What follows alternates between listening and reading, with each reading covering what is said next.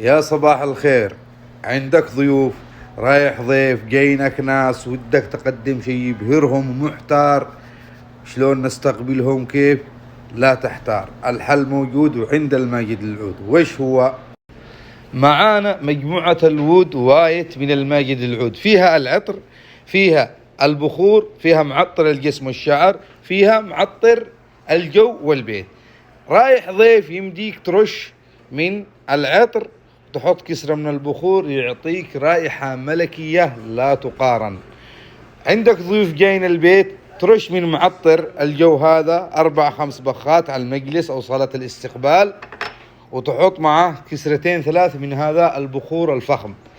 صديقنا ضيفك تصلها الريحة وهو لسه برا في الحوش. حاجة فخمة جدا، والأجمل 50% على كافة الأصناف.